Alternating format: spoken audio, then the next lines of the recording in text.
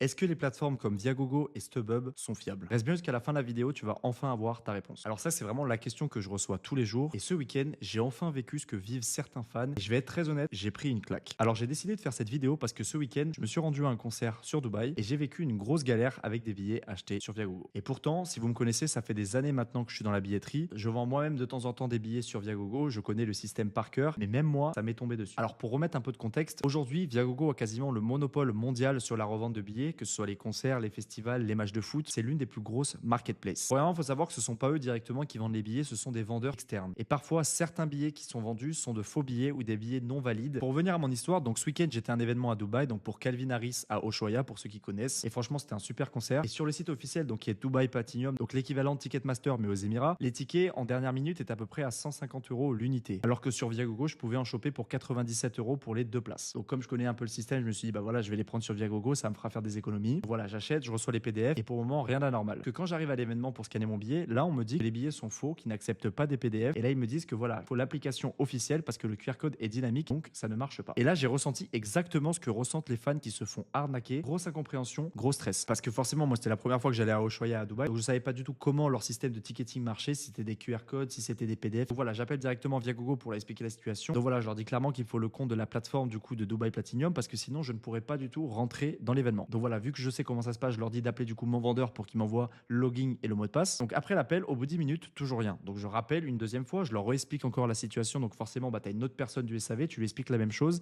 Et au bout de 10 minutes encore, toujours rien. Donc là, je pète un câble. Par chance, ils vendaient encore des billets au box-office. Mais imaginez si l'événement était sold out, donc comme la plupart des fans le vivent, donc par exemple pour des Ariana Grande, des The Weeknd, des Taylor Swift, on serait resté bloqué devant comme beaucoup de fans à qui ça arrive. Et ça, c'est le gros souci, c'est que Viagogo, vous voyez ici dans cette situation, ne m'a même pas proposé des billets de remplacement. Ils m'ont carrément laissé tomber. Et puis même, le pire, c'est que même dans le concert, donc après 3-4 heures, j'ai jamais reçu un appel ou un mail par rapport à ça. Donc ça montre clairement qu'ils ont un service client incompétent. Alors bien évidemment, le lendemain, en m'énervant et en appelant leur support, ils m'ont remboursé directement. Donc moi, dans mon cas, vu que j'habitais déjà sur Dubaï, ça change rien pour moi. Donc je me suis fait rembourser. On a quand même pu aller à l'événement parce qu'on a acheté au box-office. Mais imaginez des personnes qui se déplacent, donc par exemple qui habitent dans le sud de France, qui vont à Paris pour un événement et qui achètent leur billet sur Viagogo et au final, ce sont des faux billets. Bah, imaginez le montant investi qui peut être perdu. Donc c'est exactement pour ça que moi, quand vous me contactez pour des billets en revente, je sais d'où viennent les billets, car soit c'est le stock avec mon équipe, soit c'est des vendeurs que je connais qui vendent les billets. Je sais quel type de format est accepté dans les venues. Et mon équipe et moi-même, on est directement joignable. On n'a pas du tout un support à l'étranger qui te rappelle jamais. Donc voilà, c'était une vidéo de prévention, mais je pense qu'elle peut aider pas mal de gens. N'hésitez pas à la partager autour de vous et me dire en commentaire si vous avez déjà eu des histoires similaires avec ces plateformes. Ça m'intéresse, je lirai tous vos commentaires. Si vous avez besoin de conseils ou d'aide pour trouver un billet en revente pour un événement qui est sold out fiable, vous pouvez me contacter directement sur mon WhatsApp. Vous avez le lien qui est dans ma bio.